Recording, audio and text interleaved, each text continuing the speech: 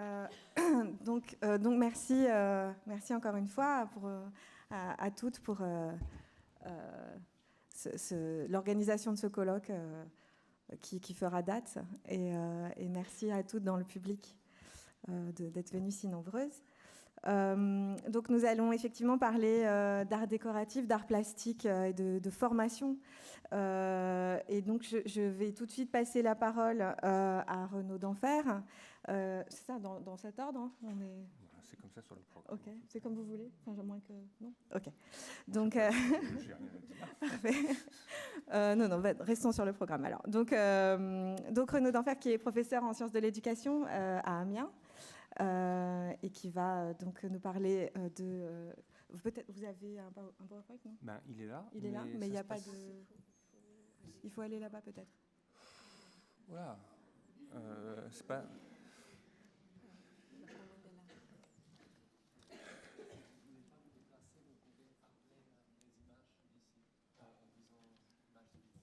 Ah, ouais, non. Je vais aller là-bas alors. C'est qu'on est confortable ici, on est bien, on est un peu dans l'ombre. Bien, merci beaucoup d'avoir retenu ma proposition de communication. J'apprends beaucoup de choses dans ce colloque. Donc mon intervention portera sur la formation des artistes ou des femmes artistes, mais on peut discuter de la question parce que l'enjeu n'est pas forcément celui-là, dans les cours publics et écoles de dessin au XIXe siècle, qui se développe en fait de façon beaucoup plus intense, si l'on peut dire, que on ne pourrait l'imaginer au premier abord, surtout si l'on se concentre sur les institutions de l'État ou sur les ateliers privés qui ont été évoqués hier ou tout à l'heure. Alors évidemment, ce sont des institutions de moindre notoriété, souvent provinciales, ce qui veut dire aussi qu'il faut, ça invite aussi à décentrer le regard, non seulement ne pas s'intéresser systématiquement aux initiatives de l'État, mais aussi s'intéresser aux initiatives provinciales et pas simplement parisiennes dans le cas de la France. Alors, mon exposé va se dérouler de la façon suivante. Je vais d'abord m'intéresser aux créations, ensuite je vais m'intéresser à l'origine de ces créations, aux différents types aussi de formes de cours publics et écoles de dessin qui se développent au XIXe siècle en France, et ensuite au contexte qui est en fait tout à fait favorable au cours du XIXe siècle, assez tôt, mais surtout à partir du Second Empire. Et enfin, on rentrera un peu plus dans les établissements pour s'intéresser aux finalités, aux enseignements, au public et aux débouchés qui peuvent être d'une certaine façon variés. Alors, dans mes travaux que je mène, je m'attache donc à essayer de recenser les créations qui se produisent au cours du XIXe siècle. Alors, une école tout à fait emblématique qui est, on peut considérer comme la première, mais je pense qu'il faut mettre beaucoup de précautions à cela, et l'école gratuite de dessin pour les jeunes personnes qui est créée à Paris en 1803, qui va rentrer sous la tutelle de l'État en 1810, mais alors je ne vais pas dire à sa suite, mais en tout cas, tout au long du XIXe siècle, un certain nombre d'écoles se développent, donc on a la liste ici, elle n'est sûrement pas exhaustive. Il manque d'ailleurs, j'en suis aperçu après, l'école d'Abbeville en 1865, avec parfois des initiatives éphémères, comme à Paris en 1832, le cours de dames de l'Association libre pour l'éducation gratuite du peuple, qui est une association qui s'est développée dans la foulée de la Révolution de juillet 1830, ou encore l'atelier pour jeunes demoiselles de la Société industrielle de Mulhouse en 1836, qui a été fermée en 1838, mais la Société industrielle de Mulhouse a recréé une école pour les filles en 1885. Alors, on peut faire quelques constats au vu de ce tableau. Alors déjà, effectivement, la difficulté de mesurer l'ampleur du phénomène, qui est beaucoup plus, j'allais dire, facile à mesurer pour les écoles masculines.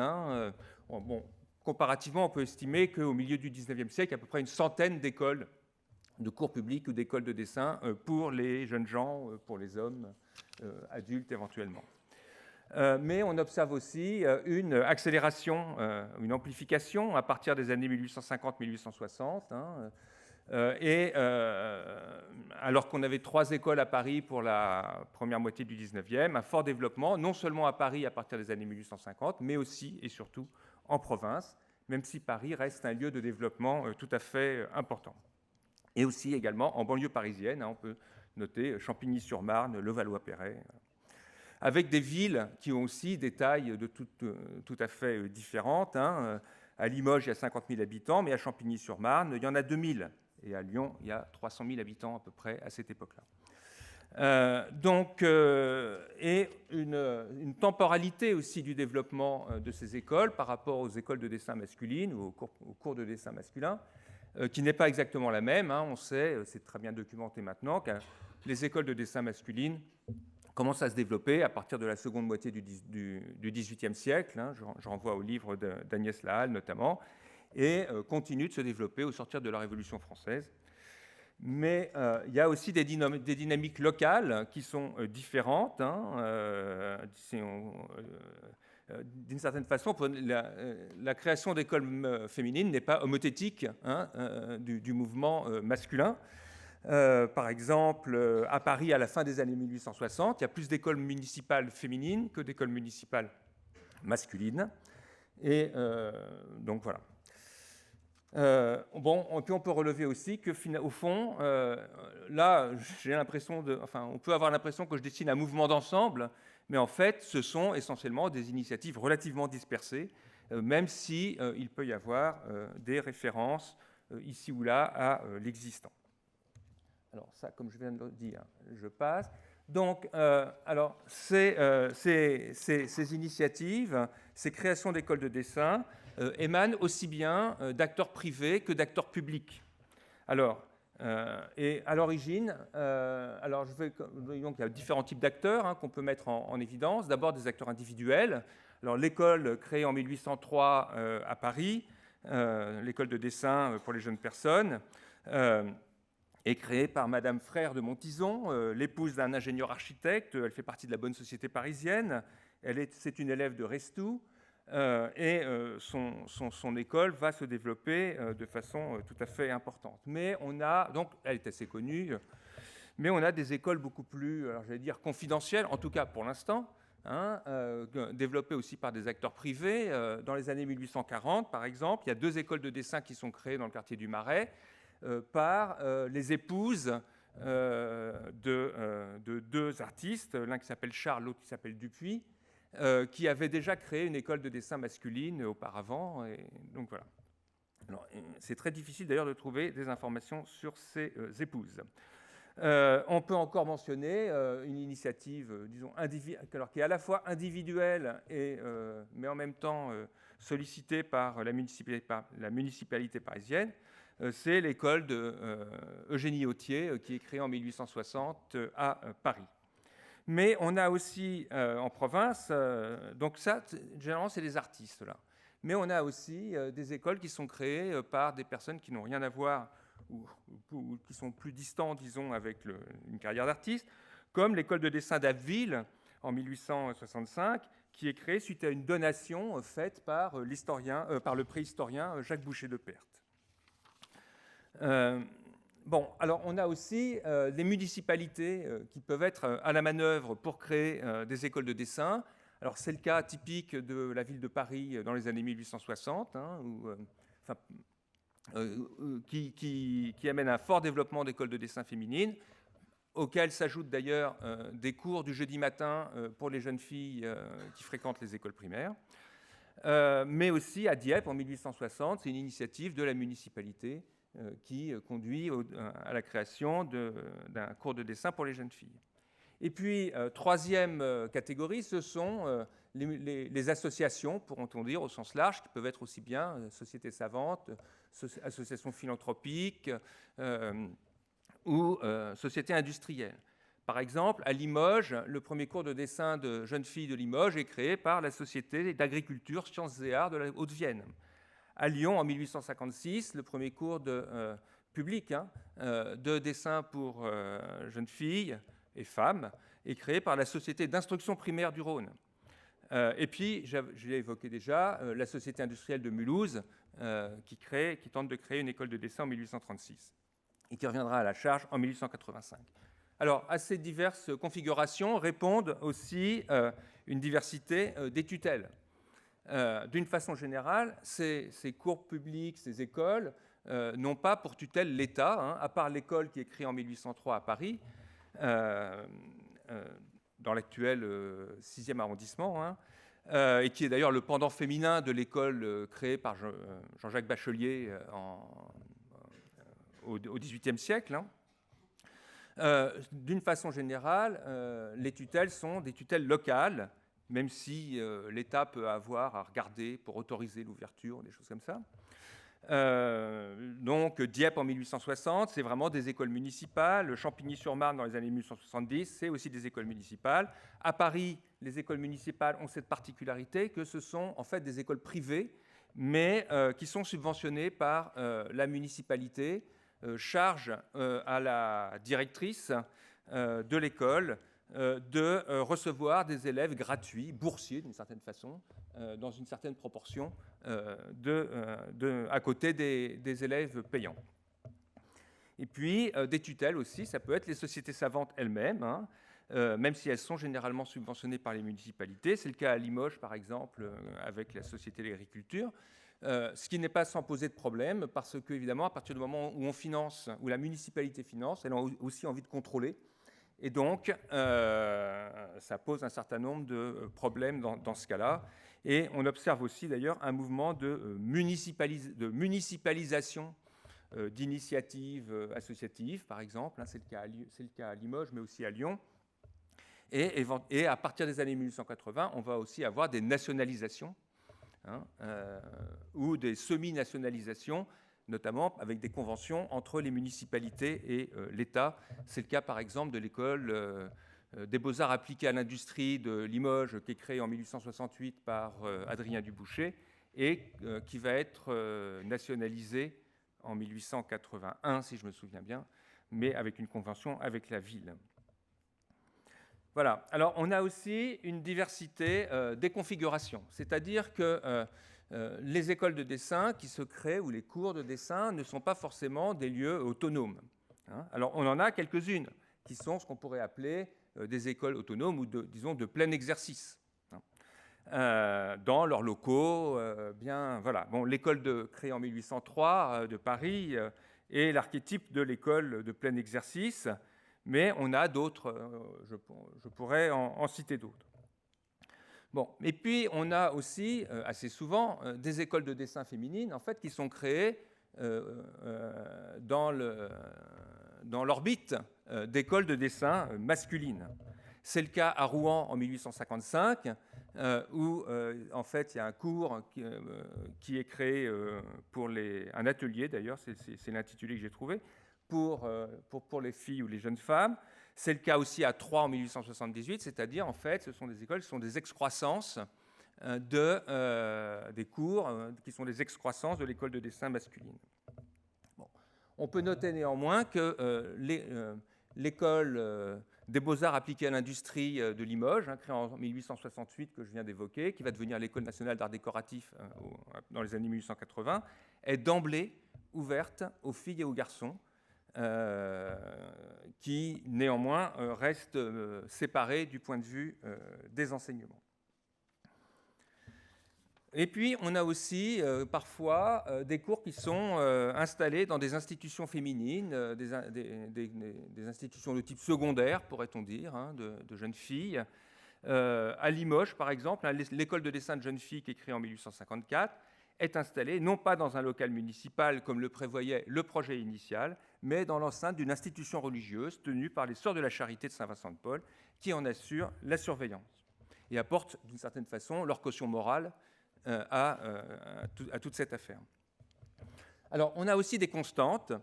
D'une façon générale, les enseignements donnés dans ces cours publics et écoles de dessin féminines sont plutôt donnés l'après-midi, alors que pour les hommes, c'est plutôt le soir. Bon, alors on peut rencontrer des variations autour de ça. Ça peut arriver qu'on rencontre des cours qui aient lieu en matinée. D'une façon générale également, l'âge d'admission est plutôt autour de 12 ans. Mais on rencontre aussi dans ces écoles, il n'y a pas de limite d'âge supérieure la plupart du temps, donc on peut rencontrer des jeunes femmes adultes, plus âgées, entre 20 et 30 ans souvent, mais parfois plus. Et troisième constante encore, il y a d'une façon générale aussi un principe de gratuité, au moins pour une partie des élèves, mais il y a beaucoup d'écoles qui sont fondamentalement gratuites. Alors, les autres constantes, enfin non, ce n'est pas une constante parce que je vais nuancer beaucoup aussi. D'une façon générale, les professeurs sont des femmes artistes, souvent des peintres, mais ce n'est pas une règle intangible. Hein. Il y a des écoles où ce sont des hommes qui donnent les cours. L'école des beaux-arts appliqués à l'industrie de Limoges, par exemple, il n'y a que des hommes. Hein. Il y aura une femme à partir des années 1880, une ancienne élève. Les cours de dessin de Champigny-sur-Marne, c'est même un conseiller municipal qui donne le cours, bon, voilà, etc. Enfin, il n'est peut-être pas que conseiller municipal, il faudrait aller regarder ailleurs. Mais voilà, bon, il y a une grande difficulté à pouvoir retracer biographiquement tous ces individus UES qui donnent tous ces enseignements. Parce que souvent, c'est des gens pas très connus, et donc, voilà, c'est difficile. Alors, je ne sais pas si vous avez un petit carton orange comme hier. Non, mais vous me direz. Ouais. Voilà. Alors, on peut. Alors, tout ce développement s'effectue dans un contexte que j'estime, en tout cas, plutôt favorable. Favorable à la fois à l'éducation féminine et favorable également à l'implantation d'études graphiques dans la formation scolaire ou pas des jeunes filles et des femmes. Alors d'abord, on assiste à partir des années 1830, mais ça commence déjà un peu avant, hein, et donc en fait 1820-1840, c'est peut-être on peut aller bien plus loin que 1840. Donc on observe un développement relativement important à partir dans cette période, première moitié du 19e. Bon, à titre indicatif, 14 écoles primaires de filles en 1837, 27 000 en 1863, avec l'obligation de l'enseignement aux communes de plus de 800 habitants d'ouvrir une école primaire de filles à partir de 1850, un seuil qui est baissé à 500 habitants dans les années 1860 par Victor Duruy. Je mentionnerai encore le développement des cours secondaires de jeunes filles initiés par Victor Duruy à la fin des années 1860, qui constitue aussi un mouvement, qui participe aussi du mouvement de développement de l'enseignement féminin. Mais on observe aussi un développement de l'éducation pour les adultes à partir des années 1820-1830, y compris féminin. Alors, c'est très orienté vers les adultes hommes, mais il y a aussi, à Paris, par exemple, en 1823, il y a 5 écoles d'adultes en activité, mais il y en a une pour des jeunes filles adultes. Sachant qu'une jeune fille adulte, ça commence plutôt vers l'âge de 12-13 ans à cette époque. En 1850, sur toute la France, il y a 78 000 élèves dans les cours d'adultes, avec 7 000 jeunes filles ou femmes qui fréquentent ces cours. Donc, ce mouvement aussi, on peut dire à certains égards que le développement des écoles de dessin pour jeunes filles s'inscrit aussi dans ce mouvement de l'éducation des adultes qui se développe au XIXe siècle. Et puis enfin, il y a aussi un développement de l'enseignement du dessin dans les institutions d'enseignement, que ce soit à l'école primaire, avec le développement d'un type de dessin qui s'appelle le dessin linéaire. On peut même repérer un certain nombre d'ouvrages de manuels de dessin linéaire qui sont spécifiquement adressés aux jeunes filles. Et aussi dans l'enseignement secondaire, que ce soit privé ou public, laïque ou confessionnel, etc., avec, d'une certaine façon, une éducation aux arts d'agrément. Hein. D'accord, je vois qu'il me reste 5 minutes. Le contexte aussi se développe de façon très intense, encore plus intense, dans les années 1850. Vous avez toute une liste de publications qui s'intéressent à la condition des femmes, à la situation morale et matérielle des femmes. Hier, l'ouvrage de Julie Daubié, Julie Victoire, a été évoqué, mais dans l'ouvrière de Jules Simon, on retrouve encore toutes ces idées, et en particulier l'idée d'orienter les femmes vers ce qu'on pourrait appeler aujourd'hui les arts appliqués. Mais il y a aussi des concours et des enquêtes. D'ailleurs, le livre de Julie Daubié résulte de l'enquête du concours de l'Académie de Lyon. Une enquête aussi sur l'enseignement professionnel qui s'intéresse à la question de l'éducation féminine, et en particulier Eugénie Authier fait partie des déposantes. Voilà. Alors, finalité, enseignement public débouché en 4 minutes. Alors, un des enjeux de ces écoles, c'est de permettre aux femmes d'accéder à des métiers plus rémunérateurs, mais néanmoins adaptés à leur nature et à leur fonction sociale de mère et de femme. Donc, c'est un revenu supplémentaire qui va permettre d'accroître le bien-être du foyer familial, mais également la possibilité de subvenir soi-même à ses besoins, notamment pour les célibataires ou les veuves. Mais il s'agit également d'orienter les jeunes filles vers des métiers pouvant s'exercer à domicile et leur éviter aussi le travail d'atelier collectif. Bon, il peut y avoir aussi des enjeux plutôt économiques. À Limoges, par exemple, la relance de l'industrie de la porcelaine locale est un enjeu tout à fait important. Alors, ce sont des enseignements qui sont essentiellement ancrés dans la tradition académique, c'est-à-dire qu'on étudie la figure, l'ornement, les fleurs, les animaux. D'une certaine façon, il y a guère de différence entre les formations masculines et les formations féminines, si ce n'est qu'on ne fait pas de mathématiques d'une certaine façon et pas d'architecture. Et ces enseignements peuvent être complétés souvent par des cours pratiques, de la gravure, de la lithographie, de la peinture sur porcelaine, très souvent, etc. Alors, du point de vue du recrutement, c'est un recrutement qui n'est pas non plus du même type que les écoles masculines. C'est un recrutement qui est, je dirais, probablement, parce que c'est très difficile à évaluer aussi, probablement moins populaire que les écoles de dessin féminines. Et il y a un certain nombre d'indices qui permettent de le repérer. Mais vu le temps qui me reste, je n'aurai pas le temps de les développer. Enfin, les débouchés, il y a 3 grands débouchés. Le premier débouché, ce sont les arts appliqués, la peinture sur porcelaine, la peinture sur éventail, la joaillerie, la gravure, etc.